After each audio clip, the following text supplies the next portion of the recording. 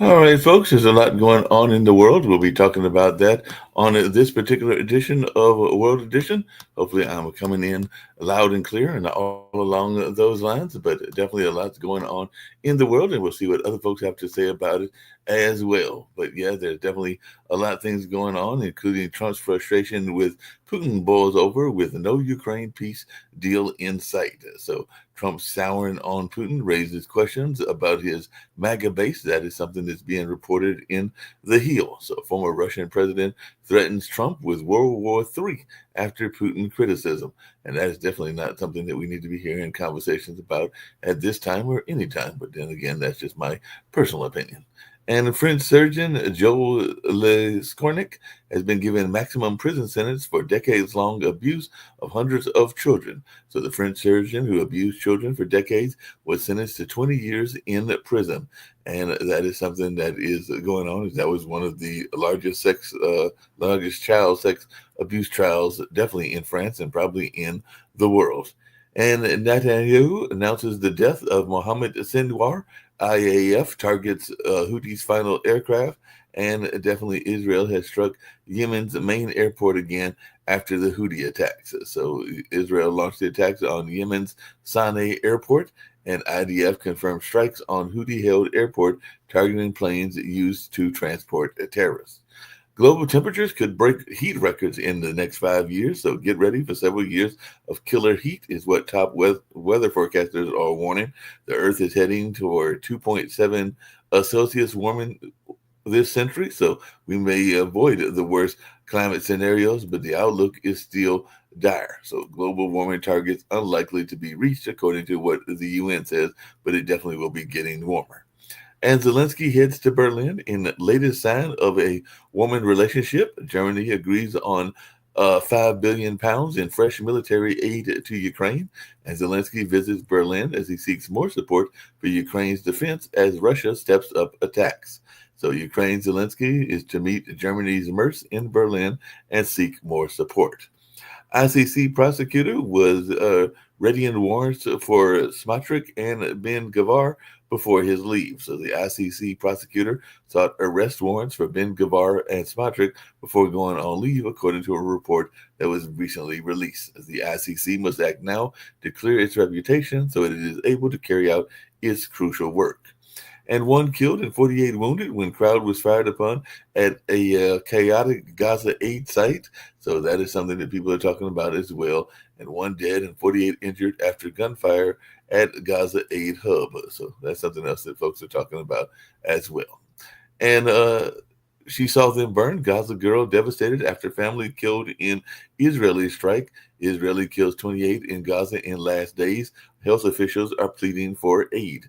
So that is something else we're hearing as well. So food trucks in Gaza have been raided, underscoring the aid distribution problem. So that's something else that folks are talking about also. And Liverpool parade update. Police given more time to question Liverpool parade collision suspect. Slot thanks football after Liverpool parade incident, and the driver arrested on suspicion of attempted murder after Liverpool soccer parade tragedy. So that's something else that is going on as well. And the Trump administration is asking the Supreme Court to lift limits on deportations to third countries. So the Department of Justice is asking the Supreme Court to allow rapid deportations to countries where immigrants have no ties. So definitely Trump is asking the Supreme Court to intervene on South Sudan deportations. So that's something else that folks are talking about as well. So lots going on in the world. Let's see what's happening in the U.S. as well. And then I'll bring up my fellow panelists. I know that I had John here with me earlier, and I'm sure I've got others that may be joining also. But the ex-police chief has sent for rape and murder, escaped prison disguised as what it looks like former police chief in prison for murder and rape escapes from an Arkansas prison. So that's what this particular story is all about. So a former police chief known as the Devil in the Ozarks escaped prison in Arkansas. So he was an ex-police chief, and apparently he is now on the loose and all along those lines. And Harvard relents after projected fight over slave photos, and Trump ally Tuberville, that's Tommy Tuberville, announced that he's running for Alabama governor. So Senator Tommy Tuberville of Alabama will be running for governor. And there is also GOP chatter about Auburn coach Bruce Pearl running for Senate as well. So this will be very interesting. I know that Nick Saban had a meeting with Trump not that long ago, and now there's people that are trying to push Bruce Pearl of Auburn to run for office as well.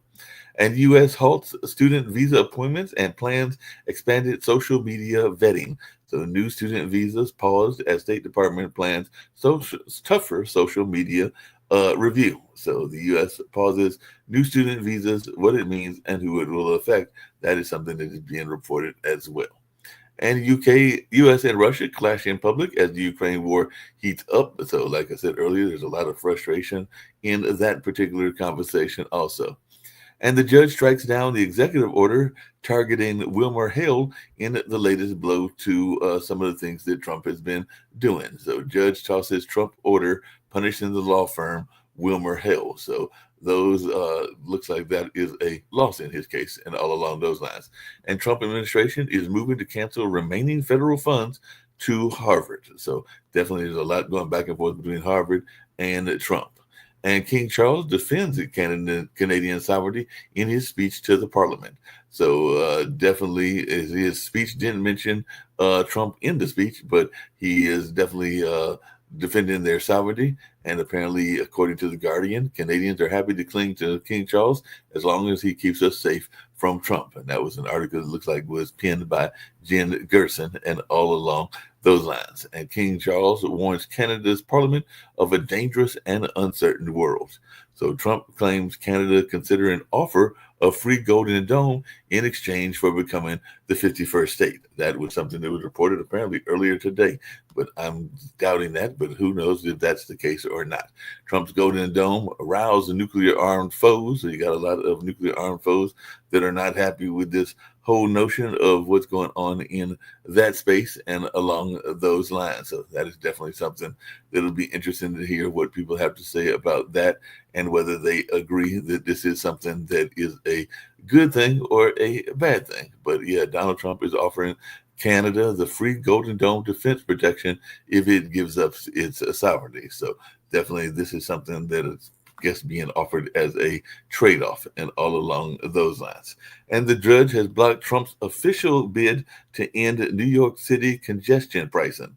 So MDA scores court win as fights over New York City congestion pricing heats up. So congestion pricing, judge has granted temporary restraining order blocking the federal government action in that case. So definitely lots going on. And NPR is suing the Trump administration over funding cut it says violates the First Amendment. So NPR's lawsuit against the Trump administration has the Constitution on its side, according to MSNBC News. And NPR CEO Catherine Mayer on suing Trump administration over order to cut funding and all along that line. So definitely NPR and stations filed lawsuit against Trump, arguing Indian federal funding is illegal. And last but not least, Capitol Police Chief Thomas Manger says Trump's pardon of January 6 rioters was probably one of my worst days in my job. So that is definitely something that he was saying, and all along those lines. So like I said, a lot's going on in the world. I've got Rick Rosner with me. I've got definitely John from Canada with me, and I've also got Dr. Sharif from Bangladesh. So that was just some of the things taking place in the world and all along those lines. I don't know if any of those caught your ear. I know that as a child of folks that started an NPR station when I was a teenager, and I'm well into my 60s now. I definitely am a big supporter of NPR and PBS because they did that in 1976, and it was on for about 12 years, and it was a non-university affiliated NPR station in rural North Carolina. So I'm a big fan of NPR and have been for decades because I've also worked for some community radio stations that sometimes use NPR reporting or Pacifica or some of the other ones that are out there that are independent journalism style publications and radio outlets and all in that space. So definitely glad to see that they are pushing back and fighting back and all in that space.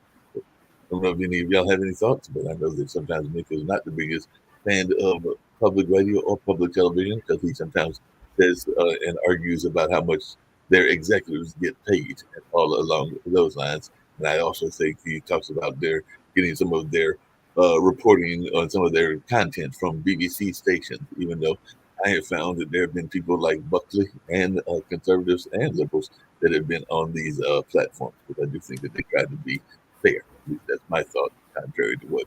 So NPR and PBS get most of their funding from the public, not from the government. Exactly. The well over 95%, I believe. And they're the people who run those, probably get $500,000 in salary, which is a lot of money, but doesn't compare to the tens of millions of bucks, even over 100 million that the people who run the broadcast networks get. I would agree with you. The guy who runs Time Warner had 1 year where he made $400 million, and he averages $150 million a year. David Zaslav. Yeah. So most of the Trump arguments are just garbage, that for the gullible idiots. Yep. Just really quickly, John, and this is for both John and Sharif. How big is public radio and public television in Canada? I remember that there used to be some shows that I saw that I think came from Canadian public television, if I remember correctly. But how big is it in your neck of the woods and also in Bangladesh? But I'll start with you, John. But I'm also curious as to how it is in Bangladesh too. But I'll start with you, John. Sure. We have the CBC, right, which is publicly funded. There's been talk amongst conservatives, again, that they want to get rid of it. For one, I appreciate what they provide, and I hope it doesn't go away. Same here and everything like that.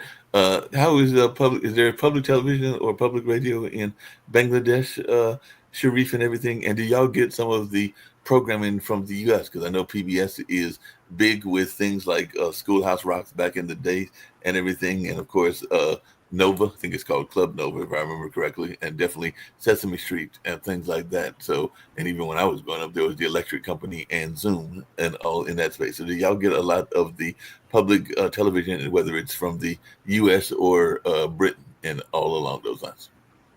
Yeah, Bangladesh has public television. It's called Bangladesh Televisions. Also, we have radio. It's called Bangladesh Betar. Betar means radio. It's a Bangla word. Okay, so we have it. Government actually funded this kind of organizations. Many people, especially the grassroots level community, they have strong engagement in these things. But because of internet and all of the things, now our audience is more based in social media. Yeah. So many OTT platform and many more things happening in Bangladesh. So that is interesting moment for the global media. Yeah. Hey, just really quickly, Sharif, I also understand y'all have a very active educational system where a lot of and it's here as well in the States, but there's a lot of programming that is done through the different universities. I know that that's part of what you do as well. So maybe you want to talk to our audience about how the education system is tied into the media, because I know that we air or re-air some of your content, and I know that you do stuff on a regular basis, and a lot of it does seem to be educational based. Actually, I'm trying to help our community or help our country to develop a research and innovation oriented society. So this is maybe my own mission, but the people has different missions. People has different point of views and everything. Our education system is improving. We have 171 million people, and from there 57% youth, around 80 million to 90 million people actually youth, those who are under 30 years old. They are getting their education from national university, from public university, and from the private university or from polytechnic institutions. So my thoughts, example, Bangladesh is not Singapore, right? Bangladesh is not Silicon Valley. We are far more behind. So I just think we have a lot of talent in Bangladesh or in emerging economy. but they are underutilized because lack of support and everything. So what I'm trying to develop like a real ecosystem. Mhm. So we need more help like from global north Yeah. where you live, and because I changed my life, I changed my thought process, I get a very positive impact in my life with the help of Western people, Mhm. honestly speaking. Yeah. uh, uh, I can remember the American man who will sponsor me for my PhD. So this is a big contribution in my life. So maybe we can bring more supports, and we can work together. Even it can be a very good business. World Talent Economic Forum actually a vision. We go for scientific research. We publish scientific research. We develop startup. We help our community to grow with the ecosystem in uh, ecosystem and what I called uh, Delta Silicon Valley. Mhm. Okay, like we have Bay of Bengal. So maybe this may be a plan how we can help our community. So Pot TV can play a major roles because you are educating people also. Yeah. You also bring a lot of good news. Even today, I was in a meeting with the Stock Exchange Commission chairman. In this meeting, I share like our economics David Walker shows Mhm. and all of the things. So this is also educating and creating awareness in our stock market, right? Yeah. With the economic shows. So you are also doing the same thing. So I'm just sharing your good things And with my. we definitely appreciate that. That's a great thing. Hey, Rick, this is another one for you because I know you're into AI and also into space and science and everything like that. Apparently, and I don't know who the rivals are. You probably know better than I do. But SpaceX rivals are reacting to the latest Starship test failure. So we know that one of Trump's big allies is Elon Musk, and apparently they tried to launch another Starship and did not have much success. So apparently it had another failure and everything. So it's Flight 9, Starship Flight 9 ended in failure after the booster was lost. Success comes from what we learn, is what he told, or some. Right. He doesn't mind blowing up a bunch of spacecraft on the way to getting one that works. Um, but I don't know, is that the right way to do it? NASA, well, in the early days of NASA, they had a ton of launch pad failures. And then they, and mostly people were not lost. Um, and, before you start sending people up, you should get, close to 100% reliability. And, the Musk model of fail till you make it is, I don't know. We'll see. Well, the other thing that Musk was known for was Doge, and apparently a judge is going to allow Doge to access sensitive treasury payment systems. So we talked about what they're doing with the student visas, but apparently you're also going to have possibly your treasury and other things accessed as well. So I don't know how you feel about that, Rick, but how do you feel about them possibly having access to your IRS and other things that you might have done with the treasury and all along those lines? No, it's bad, and I worry that my kid is not political, Mm-hmm. but she she lives in England. She comes to the U.S. once or twice a year to either visit or to speak at a seminar in her field. And I worry that some of the things I say online, like that are critical at Trump, that she might. I worry that she'll get stopped because of stuff I've said. They haven't started doing that yet, but it could be on the horizon. Yeah, I get nervous about all this stuff. Well, speaking of things that make people nervous, every time the president comes in, they wind up pardoning people and everything. And apparently, Trump has pardoned a former Virginia sheriff, so just up the road from me, that had been convicted of fraud and bribery. So Scott Jenkins has now been pardoned, and Trump's new pardon attorney is eager to target now Biden era cases. So it looks like they might be actually going after some of the cases that had not been investigated. in the Biden administration and everything like that. So what's our take on this whole notion of him deciding to pardon certain folks? Well, I mean, pardons ideally are used to rectify miscarriages of justice. Right. And for instance, there were a lot of really harsh sentences handed down in the Clinton era for like crack versus cocaine, Right. which it's the same drug, but crack is smoked for the most part, and cocaine is sniffed for the most part, and there's a racial disparity there. Yeah. So pardoning somebody who got sent away for 25 years for crack, and has already served 14 years, that seems reasonable. Pardoning people for no reason other than that their mom paid $1 million to Trump to attend a Trump event seems like a miss. This guy's the guy who was pardoned defrauded his employees of $7.5 million. Right.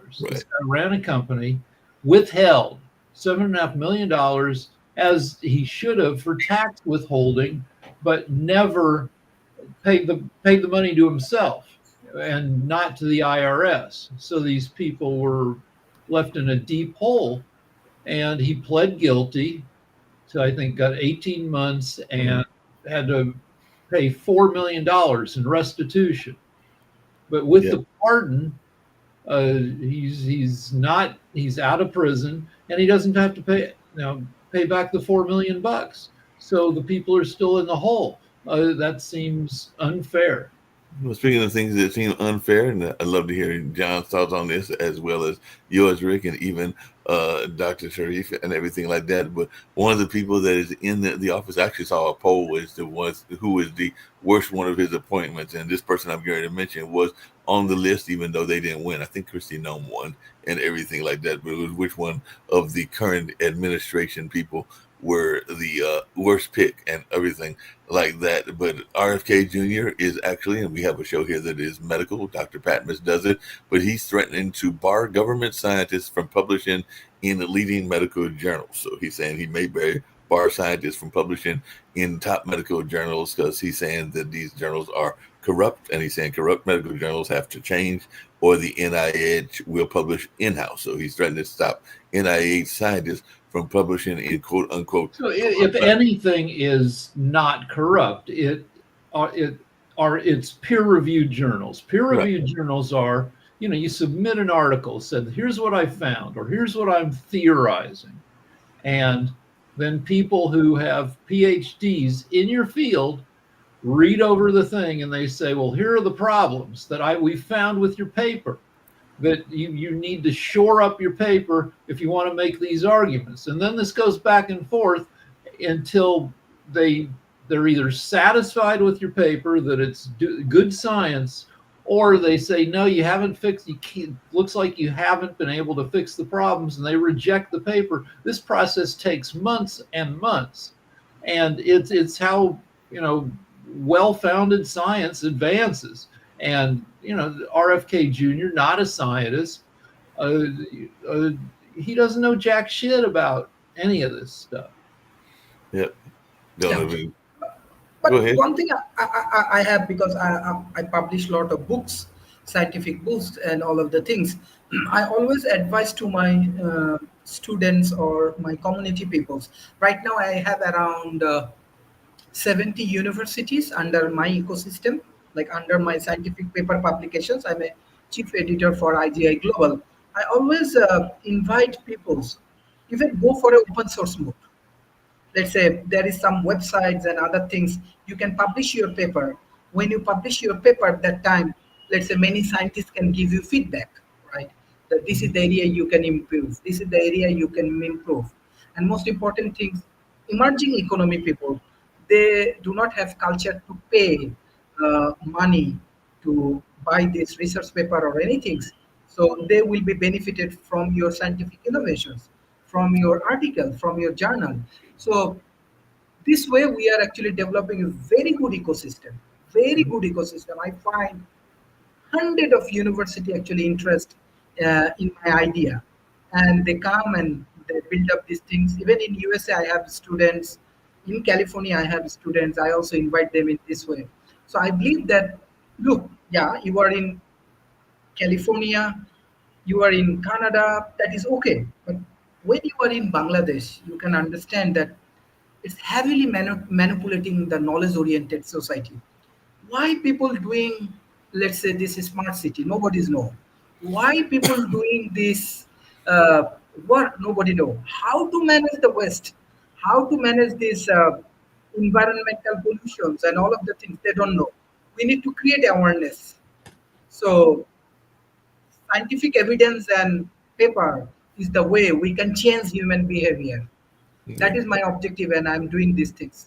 yeah, that makes a I lot don't of know. sense. Richard one of the great physicists of the 20th century, Richard Feynman, said, "The easiest person to fool is yourself." Mhm. When people do science and they dedicate their lives to science and are spending 80 hours a week on it, people get excited and they want to share their findings. And peer-reviewed journals are a way to say, "Hold on there." They critique your work and they think of things and they bring up objections and weaknesses. You may be aware of them, but in your enthusiasm, you want to push them forward. It's a system to to to to help eliminate bad science.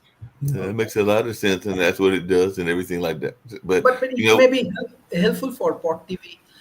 Like I do more focus on case study, right? Let's say something happening in India, inside the industry. Let's go invent it, do some research, develop a case study. Something happened in California. Maybe you are doing a fantastic works with your industry, with your startup. Write a articles or write a case study. It's more like industry driven. It has more engagement with economicals and philosophicals and scientific things. So I appreciate it. Case study is another thing. Let's say what we are doing with the Pod TV, right? Today I promote the Pod TV in our stock exchange commissions because they are restructuring the economic things. We are inventing AI. We are developing micro data centers. We are educating our investors.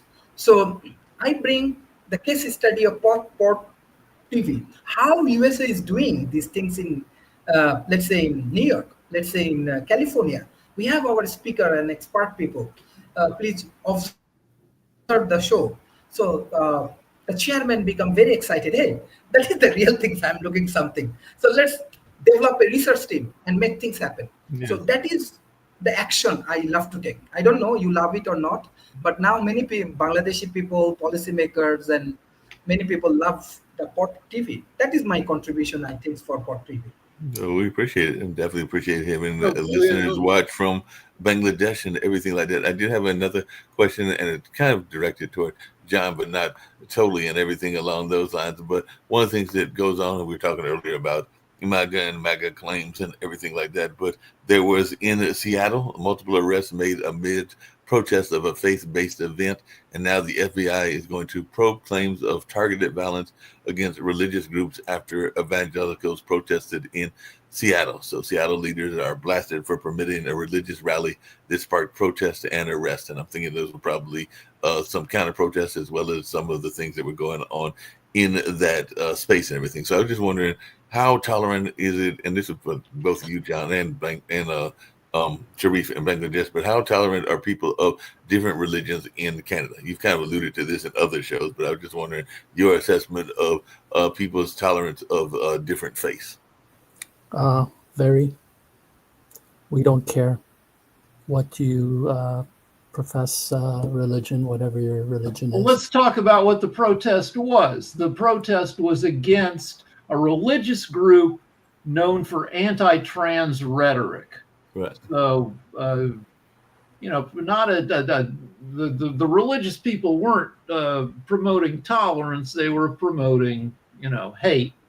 So, and you know, increasingly, the administration ends up on the side of what would normally be considered bad guys. Yep. And like I said, we got Toby joining us. We're talking about the protests in Seattle right now, which is apparently, which I forgot, was targeting the trans community and all along those lines. But it was evangelicals that were there, and now the FBI said it's going to probe claims of targeted violence against religious groups after that protest. But as Rick just said, they weren't just innocent religious folks. They weren't, well, I mean, Billy Graham had some of his issues as well, but they were actually in the protest targeting against the trans community in Washington and surrounding states. So I didn't know if you had any feedback on that or any thoughts around that, or just the tolerance of people toward religious groups in general, Joey. I don't know if he can, he's muted. He's muted. He might not be hearing me. He's probably traveling. Okay. Sharif, how are things going in terms of religious tolerance in Bangladesh? I know part of the struggle between Pakistan and India has been different religious philosophies not getting along with each other. If I remember correctly, one is more Muslim and the other might be more Buddhist, if I remember my own history and knowledge. But how is that tolerance dealt with? This is the most pathetic things I'm facing right now. In the last episode, I said that populism heavily growing around the world. It's happening in USA, it's happening in Bangladesh, it's happening in India, it's happening in around the world, the populism concept. Religion is one of the way how actually populism grow, and I hate it. Trust me, I have friends from around the world. Religion never be a matters. Uh, Muslim community. Rick, I want to be your good friends, and I actually get my PhD scholarship from a Jewish people. His name is Bizon. I really respect him. He's from New York. So I never see him, but he sponsored my PhD. So fact is that I like Jewish people, but there are a lot of haters in around Muslim community. Everybody say, "Hey, I don't like them. I don't like them." I said, "You meet with them? You have any business deal with them? You know how good they are. Nobody's know anything. We are just hate each other through religion." So yeah, most people, regardless of religion, just want to assimilate and live their lives. They surveyed Muslims in England and found out that 94% of them support British culture and values. And so, all right. So yeah, I mean, in terms of practice, I'm not very I'm Jewish by birth, but I don't do much with it. And that's true probably of a majority of American Jews. Okay, so here's the context for that protest. The city is being criticized for allowing this religious group to stage a protest in a place where they knew it would get a ton of feedback. Mayday USA, a conservative Christian group, brought its Don't Mess With Our Kids rally to Seattle. Organizers of the event say the Don't Mess With Our Kids movement refuses to stand idly by while the children of our nation are indoctrinated by liberal political and sexual agenda that seeks to destroy their God-given identities. So they're one of these groups that equates, trans people with pedophilia unfairly, of course. And of course, they're going to get pushback, especially if they're allowed to hold their event in a part of town that's known for having a bunch of politically active liberals. So this is when religion. Well, okay. Actually all wars. The only two things that they were fought over were money and religion. Only two things. Everything else, you can't find a war out there that was not fought over either money or religion or both. The Klan itself is what? The Klan used the Bible, and it is a Christian organization, as it calls itself. It has used religion in its extreme form for hatred that it perpetuates. any form of religion can be changed into an extreme view or taken an extreme view and used in that way. The problem comes into play, and this is where, again, the messaging, especially on the right wing, and this is how they utilize it. And that's a prime example. Who here is against the harm of kids? Or isn't everybody against the harm of kids? Yes. Nobody wants to see kids harm. So what they do is they take these little tidbits, play the victim, and also they're the abuser as well. So this group that's protesting, yeah, they're going to say all these things, and people are going to back them because they're going to say, "Are you for the harm of children?" And then you're going to have to agree, because they use that simple messaging, and that gets people on their side, and then that propagates their message, and it keeps going out there. It's ridiculous, but we have to figure some way to push back, and we have to stop allowing people to play these victim cards, especially using these things like religion or the harm of kids and all this other stuff. We have to stop catering to that. And honestly, this is why I run into issues when individuals come on the show and try and perpetuate these things of, we should not be tolerant of somebody abusing somebody. I am intolerant of racism. I should not be tolerant of racism.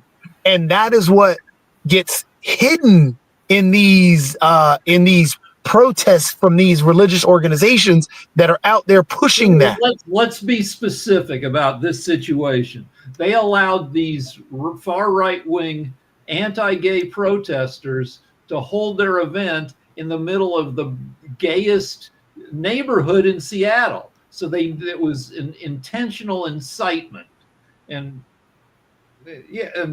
Oh, I completely agree, Rick.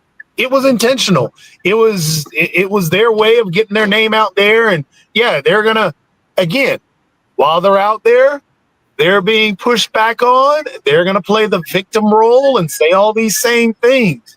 But it's crap. It's the same thing as the Klan walking through a black neighborhood saying, hey, why are you against us? We're just a Christian organization.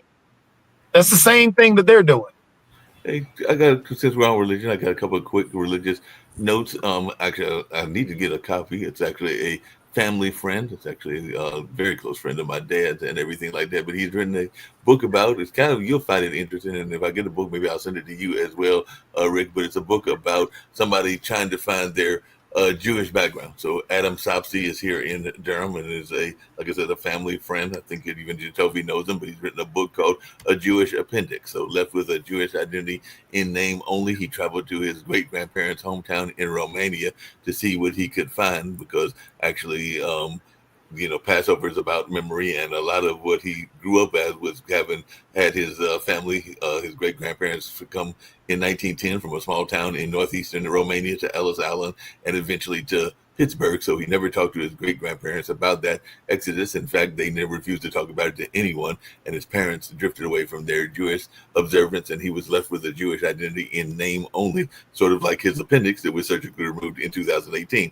So that's why he went on this ancestry journey to find out more about his Jewish background. So I was wondering if you ever did anything similar. Like I said, I'm going to try to get a copy of the book, and I might even try to get Adam, because he is a family friend, to come on to maybe one of these shows at some point or another. But he definitely was trying to reclaim some of his identity, I guess is the best way to feel about it.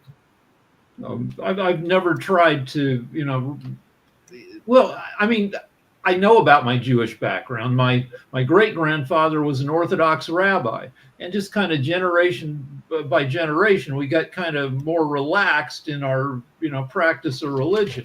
So rather than, I haven't tried to find my, religious heritage. I've tried to find, in a lazy little way, I've gone, we signed up for Ancestry for 6 months, and we poke at our past, trying to figure out, who some of our more distant ancestors were. After my mom passed away, like, we inherited a pocket watch from like the 1890s that had some names we didn't recognize in it. And like, we tried to figure out how that watch, what's the family connection? Yeah, that makes sense and everything. And apparently, this book started off with a quote from Primo Levi, who said he considered his Jewishness a negligible but curious fact, sort of like a discarded appendix. And after going through this book journey, they asked Adam whether he felt that way. He said, "I don't feel that way anymore. Being Jewish has become a much more central and active organ in my life," to use the metaphor of the appendix, even though his daily life has not changed radically since that trip. Two things really have. One is he goes to Torah study sessions every Saturday at the local synagogue, and over time he's come to understand his relationship to being Jewish was going to be activated by reading the Torah. So what if we watch Finding Your Roots with Henry Louis Gates, where they take well-known people and they use all research methods available to trace their ancestors back as far as possible.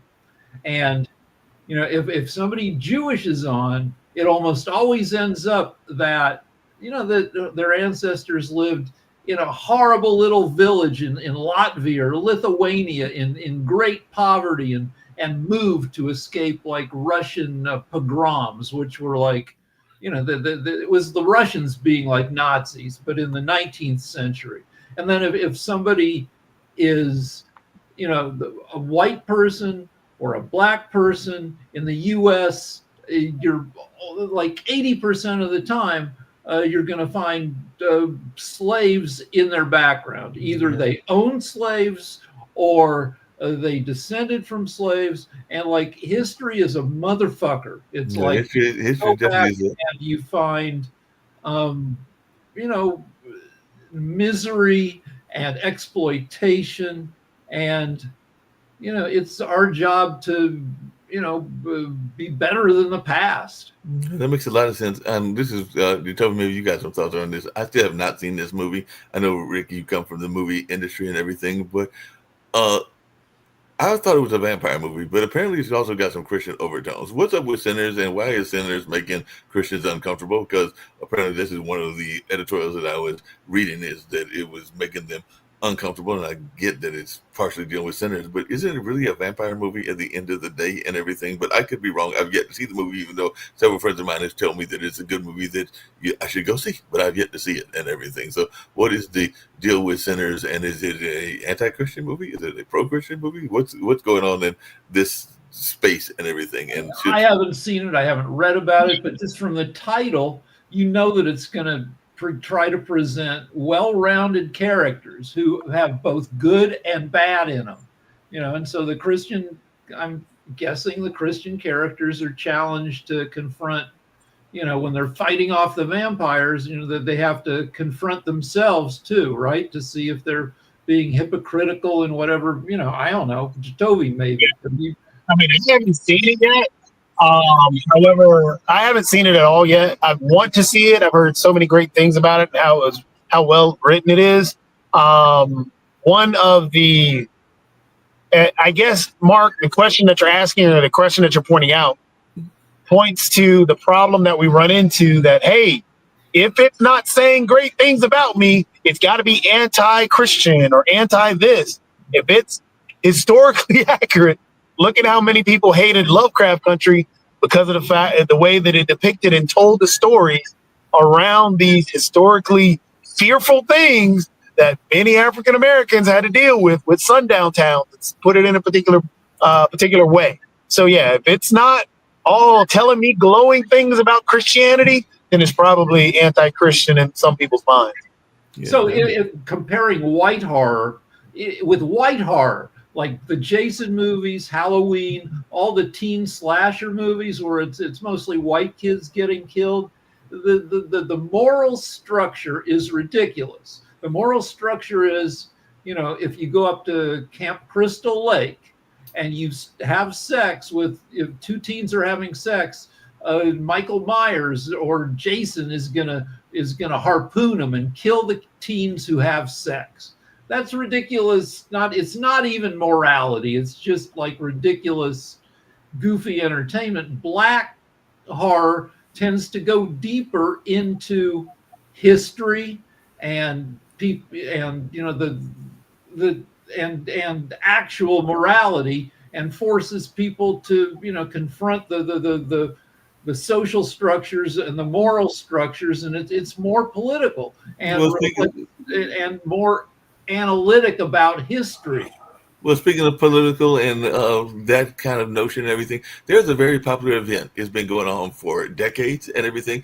And apparently they've run into a slight problem. And I want to hear what y'all's thoughts around this, because this is the weekend. I think it'll be going on. It might even be on television. We're not carrying it and everything, but the script spelling bee is taking place. So a lot of kids are competing and all along those lines. And there have been some families that are complaining because apparently they're saying the spelling bee has transformed into a geography bee. So apparently the script has begun using obscure geographical terms to narrow the field in later rounds. While these words are in the Merriam-Webster unabridged dictionary, they often lack familiar roots or language patterns. This deprives spellers of the tools they typically use to decipher unfamiliar words. So the bee began on Tuesday and concludes on tomorrow, on Thursday, at the Convention Center outside Washington. But apparently, along with multiple choice vocabulary questions, geographical terms have changed how spellers prepare for the bee. And according to the bee folks, they're just saying, yeah, y'all got to learn how to memorize again, because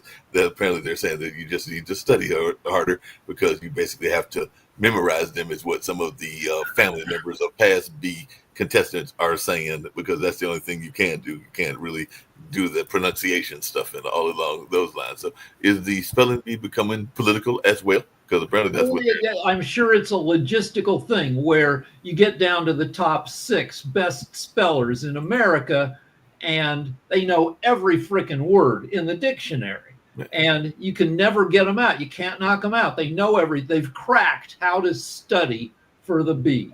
I mean, 100 years ago when they had a spelling bee, it was just the kids who knew the most words. Nobody really studied for the bee. And now, there's a whole technology of learning the frickin' dictionary, and you get all these kids who are pretty much 100% perfect at any word you could find in this big, thick book.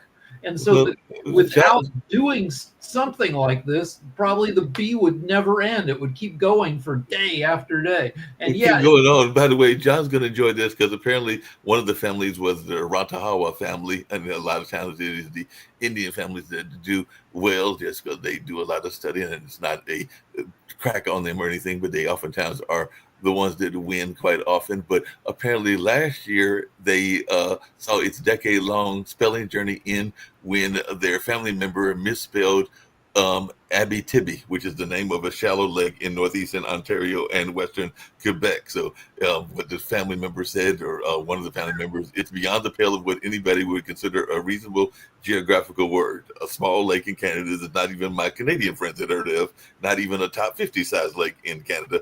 It's just bizarre. In all these years with geographical words, we had seen words of some significance that may be capitals of smaller countries, or that may be some port cities that had significance, things of that nature. But apparently this word kind of threw them also. Maybe you knew that word, and it doesn't look like it's that hard to spell. It's Abitibi and everything. But any thoughts around this notion of... I have a thought, which is, if you get down to 4 kids or 5 kids and they go through 10 rounds where everybody gets every word right, then you got to name 5 co-champions, instead of doing this like, let's find like a puddle in Manitoba to knock some kid out. Yep. And they even said that geography is definitely something that is feared by spellers, a daunting task to study. I have taken place, and I've not done one recently, in spelling bees. Actually, now a coworker of mine is now doing spelling bee, and the ones that always got me, and you'll love this, Jacoby, because you have this in your family background, is scientific words, medical words. Those are real hard. So that's usually what knocked me out, because there might be other words, but definitely the medical words were known for taking me out. John's got a comment. Yeah. You skipped a whole bunch of. I wanted to get back to the movies. I didn't have a chance to say anything on that. So we have a mutual friend that for a time was complaining about the movie, the woke Disney movie. Ridiculous. Totally a waste of time. And it wasn't 1 or 2 memes. There's dozens of posts of complaints. So again, it goes back to messaging. The GOP or the right wing media has done an excellent job of getting these people all riled up on a stupid thing. Trans represents high school students. 100 out of 300 million people, or 330 million people in the States, and this is what they're focusing on: woke movies, quote unquote. And movies might be woke, but before they're woke, they are analyzed extensively to see if they're going to make money. So, like, there's a thing called the 4-quadrant, like, analysis tool, where to get a movie greenlit, it's got to have something that appeals to men, old women, that is, people over 28, and young men, young women. That's your 4 quadrants. And so before, like, that takes precedence over, any kind of wokeness. Well, my point is that there's people that get all riled up about this, and it's rather than focusing on the democracy that you guys are, might be losing. It just boggles my mind. Well, all right, if you want, like, the most ridiculous one, it was people freaked out because they cast a black girl as the Little Mermaid. Right.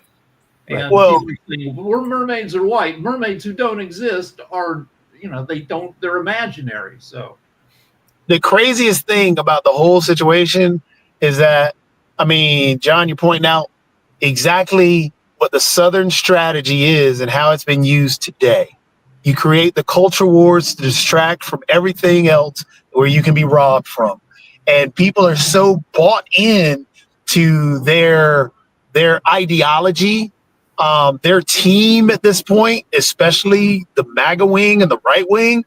All they do is love their team, but they're not realizing that, why am I mad now at X-Men? X-Men has always been quote unquote woke. The whole purpose behind X-Men was written about diversity and actually including everybody. That was the point of it. Star Wars was a spaghetti Western about government. And so you're upset now at Star Wars. They put this woman in Star Wars because it's woke. No, that's the way it's always been. Yeah, it's just a deflection, diversionary tactic. Absolutely, 100%. And yeah, and what again gets me is that smart people have bought into this. It just blows me away. These people aren't stupid. They've been what's the word? Radicalized, I guess, into this way of thinking. Again, it just blows me away. Every time there's one of these controversies, it just tells you that while this is going on, they're picking your pocket. It's to keep you distracted while they're taking away Social Security and Medicare. Yeah, they're definitely distracting. We're going to wrap up and everything, but there was some sad news that came out of your world and everything in California, Rick, and it was an attack on a person that had a large amount of wealth, and I forgot that these kind of dolls were even out there and everything, but there's a woman in a coma after they attacked the founder of the Beanie Babies and all along those lines. And as I was looking up the Beanie Babies, they were actually saying that some of those Beanie Babies, if you've got a Beanie Baby in your house, some of them could actually literally pay your rent because apparently they are big time collector items. And I had forgotten about the Beanie Babies altogether. But buying Beanie Babies is like buying gold. Like more people lose their asses in investing in Beanie Babies than made a fortune in Beanie Babies. The Beanie Babies market collapsed catastrophically. It had a bubble. Right. And like, I know a guy who lost thousands of dollars. He thought he was going to get rich off of Beanie Babies. So I don't know about this latest, and he's got a closet worth of, these little stuffed toys are probably worth $4 a piece when he thought they'd be worth $4,000 a piece. Well, apparently 4 days ago in Good Housekeeping, there was an article, and this was before that attack on the founder of Beanie Babies, that said that these 25 stuffed animals could pay your rent. And definitely, I think Beanie Babies was one of them, but there was definitely a number of things that they said could pay your rent if you happen to have them in your collection and along the things that you've got and everything. But like you said, it's a very risky thing. Apparently Spike, which is the cute rhino that was a toy at McDonald's, is going for a high price, and there's some other ones that are out there as well. The thing that makes them go for a high price is that they're super rare, so it's very unlikely that you have the one that's worth, $50,000. There are certain Star Wars toys that only a few thousand of them made it to market, and only probably 100 of them are left in their original wrapping. And some of it, like you said, is because of the nature, because Rainbow is one of the Beanie Babies, and it's special and valuable because it was actually made with the incorrect fabric. The more common Rainbow has a much lighter, more vibrant hue or green. So it is looks like it's worth like maybe around 80,000 or something like that. Yeah, but you're not gonna have that one. You're gonna have the ones that are worth $4. Exactly. It's like there are some pennies in circulation that are worth $100,000. You're never gonna see one of those pennies. They're in the hands of collectors. How would a penny from 1903 manage to survive just as in people's pockets for 120 years for you to find it when you get change for buying a pack of gum? And you're not even using money. You don't get even pennies as change because you're putting it on your credit card. So yeah, it's if I'm looking at these zeros correctly, and I hear what you're saying, and that's very true, and we're getting ready to wrap up, but the Princess Bear was made in honor of Princess Diana, and apparently it's like worth $1 million, even though it came out, because like I said, it's very rare, and how many people got a Princess Bear and everything like that. But that's what it is worth on eBay. Kuko, which is the only thing that can make your Beanie Bear more valuable than the original red tag, is for there to be some kind of printing error on your toy, and that's what happened with the Cuckoo Bird. So it's definitely worth a lot of money as well. I think that it's worth like it's not worth that much. It's $900. That's not gonna be. Well, here's how you do it. You need to check out Pokemon and the Pokemon cards as well. Those are nuts. Well, what you need to do is make friends with somebody who works at the factory and get them to sneak in a flawed one and then smuggle it out of the Beanie Baby factory and let it be known that like 3 of those were made in error. And your friend, you make a deal with your friend, when it gets to be worth 80 grand, we'll split the money. Or they have this is why they have high security at the U.S. Mint, where they manufacture coins, because if you can work at the mint, and if you can screw up a stamping, like double stamp a quarter and make it or stamp it somehow upside down, that quarter might end up being worth thousands of dollars if you can smuggle it out of the mint. But you can't. They put you through a metal detector so people can't do bullshit to get rich off of mistakes.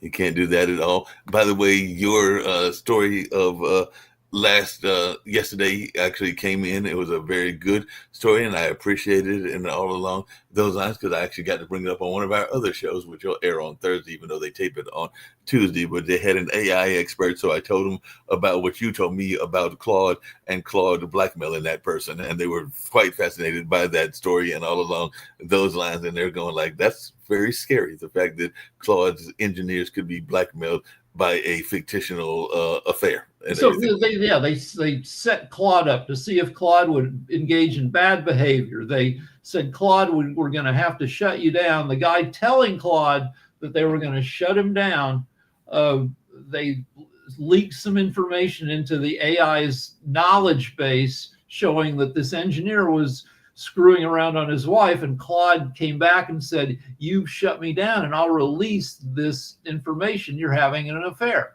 And so Claude will act to protect itself.